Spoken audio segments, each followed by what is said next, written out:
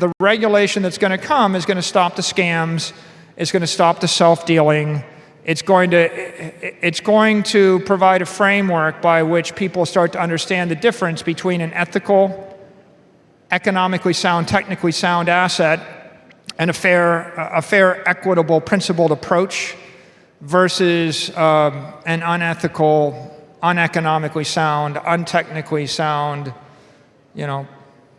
unregistered security. It'll be like the meteorite that hit the Earth, 80 million years ago, and a lot of stuff will get wiped out. A few things will rise out of the crypto ecosystem that'll be cleaned up, and then a lot more mainstream actors will enter this space.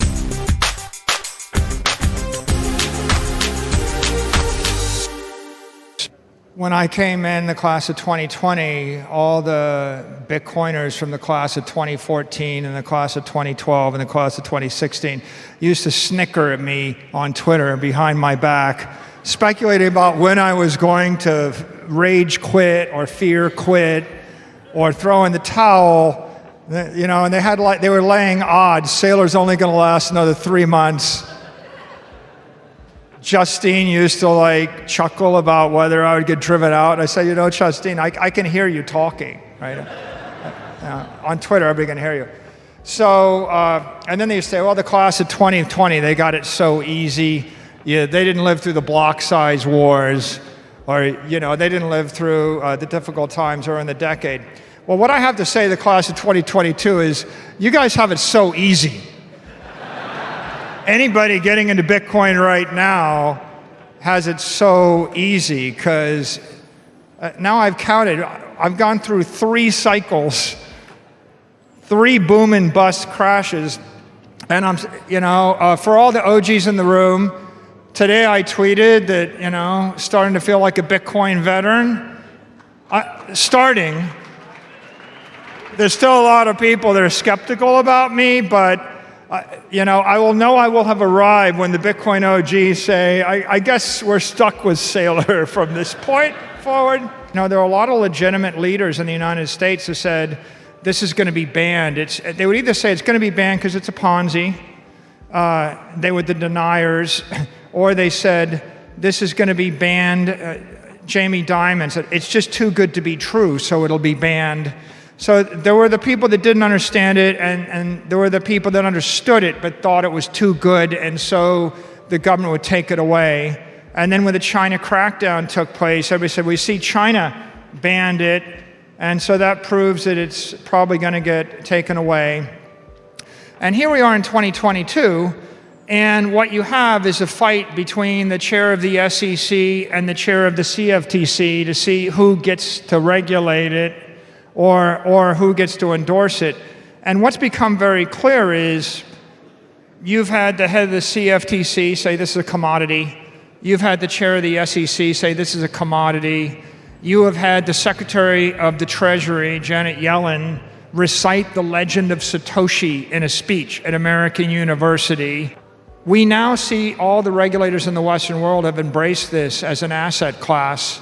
We've had the chair of the SEC educate the entire working group, the entire cabinet, and most of Congress as the definition of a commodity, an asset without an issuer, over and over and over again. So the last 24 months have brought mainstream adoption and legitimacy to Bitcoin, and it wasn't there in the middle of 2020. In the middle of 2018 and 2017, we didn't know whether the forks were going to work or if you could fork Bitcoin, and we hadn't settled the basic principle that this was immutable and it should be power to the people and it should not be hijacked by the exchanges or hijacked by everybody that has a decent idea to fix it or improve it. There's no way that I would be here, that we would be here, that we would have an avalanche of institutional adoption without the sacrifices that were made during the block size wars and without the principled fight. And it was a very principled fight that makes the difference. And today, What you have is you have a raft of regulators, that have said a commodity is an asset without an issuer. There is only one digital commodity. There is only one crypto asset network that is lacking an issuer, and that leaves 22,000 other things. And I'm going to quote someone. The vast majority of those other things are securities. All the other crypto bros that are waiting for clarity and guidance, and they want the people at the library that want to understand how you create a commodity. Well, Satoshi showed you how you create a commodity. You have a principled example. It's in front of your face. It's been endorsed by every thoughtful, principled person of integrity that's studied the space. No, it has not been hacked. No one can hack it. And in fact, the Bitcoin mining network is approaching 300 exahash. It's the most powerful computer network in the world. It's the most powerful crypto network in the world. And when people ask what backs Bitcoin, the answer is a crypto hashing network that would require 3.5 Earths worth of energy to 50% attack with conventional cloud computing from the best GPU companies in the world. We try to explain the difference between a centralized staked token and a decentralized proof of work token. We now have a few better examples, right? I think the meltdown of Terra and the meltdown of Luna and the meltdown of the Wildcat exchanges, the meltdown of FTT, the meltdown of FTX, all of those has put the fragility and the defect in architecture of the crypto industry front and center. The regulators have been rousted out of bed, to go on television to answer questions. Congress has been lit up. You're going to see every agency thinking about this. You're seeing mainstream media writing about this. Crypto is like Bitcoin, except more energy efficient. That was the story a while ago. The stories now are, and you saw it when I was on CNBC. I said, BTC is not FTT. And every one of the anchors nodded and said, yeah, you got that right. It's pretty obvious why. So the meltdown of the crypto ecosystem is educating an entire generation of mainstream journalists, mainstream investors, mainstream regulators and policymakers.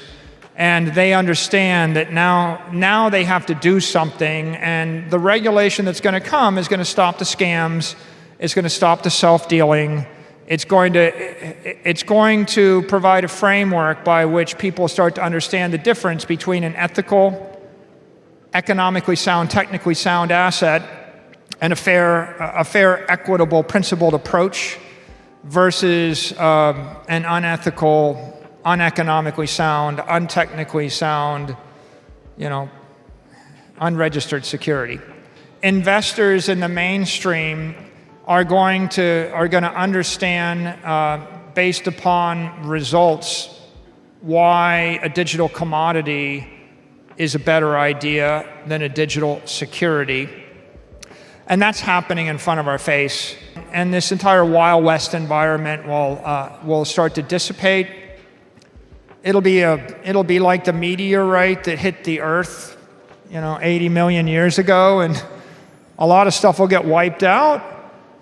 A few things will rise out of the crypto ecosystem that'll be cleaned up, and then a lot more mainstream actors will enter this space. Mainstream investors, mainstream banks, mainstream financial providers, registered companies, and the entire industry will take on a new character. The crypto industry has some good ideas. One good idea is a digital commodity, the ability to move something of value point to point between 20 billion computers at the speed of light and program it with final settlement.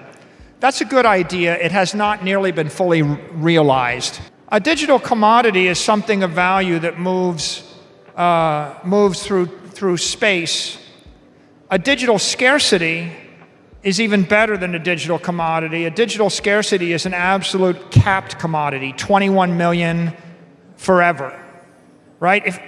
If Bitcoin had been built without the halving protocol and it just kept adding 3 or 4% of the supply for the next 1,000 years, and it was otherwise distributed in an ethical fashion, it would be a digital commodity, but it wouldn't be a digital scarcity. In the absence of the real Bitcoin, it would be the best idea right now. But in the presence of the real Bitcoin in a market, the digital scarcity would actually get the majority of the money for long-term store of value. And the digital commodity would actually just be a short-term, convenient, maybe medium of exchange. The problem in crypto, Corey, is they're all good ideas executed in a technically unsound fashion, in an ethically unsound fashion, and in economically unsound fashion. So the next step for us is clear out all of the unsound practices in the crypto industry and bring the good ideas to Bitcoin on top of Lightning, so that you should be able to run your exchanges via Lightning, your tokens via Lightning, your securities via Lightning. You should be able to run your currencies via Lightning.